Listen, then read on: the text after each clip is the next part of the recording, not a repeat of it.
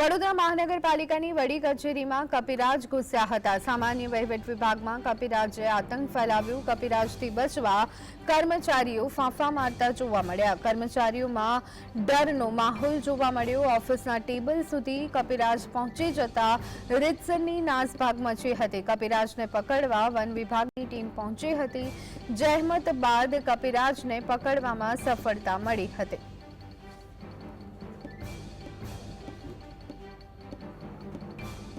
તો વડોદરા મહાનગરપાલિકાની વડી કચેરીમાં કપિરાજ ઘૂસી જતા અફરાતફરી મચી ગઈ હતી।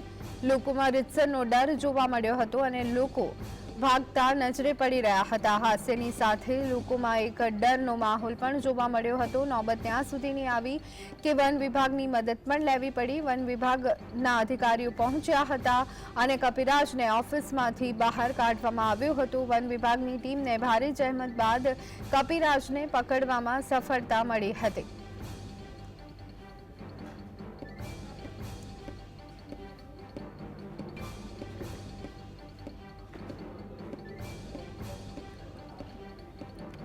તો કપિરાજથી બચવા માટે કર્મચારીઓ રીતસરની નાસભાગ કરતા નજરે પડ્યા। લોકોમાં એક ડરની સાથે હાસ્ય પણ જોવા મળી રહ્યું હતું। આજ અંગે વધુ વિગત મેળવી લઈએ। સંવાદદાતા રૂપેશ અમારી સાથે જોડાઈ ગયા છે। રૂપેશ, વડોદરા મહાનગરપાલિકાની વડી કચેરી કપિરાજ ઘૂસ્યા, રીતસરનો આતંક મચાવ્યું, શું વિગતો? ચોક્કસ વડોદરા મહાનગરપાલિકાની વડી કચેરી જે માર્કેટ રાજમહેલ રોડ પર આવેલી છે ત્યાં રાબેતા મુજબ આજે કામકાજ ચાલતું હતું।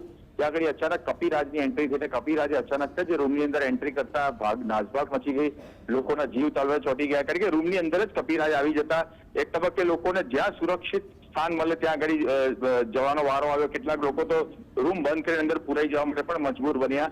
ત્યારબાદ આ સમગ્ર ઘટનાની જાણ વન વિભાગને કરવામાં આવતા મહા મુસીબતે વન વિભાગ દ્વારા ત્યાં આવી અને કપિરાજને પોતાના કબજામાં લેવામાં આવ્યો હતો।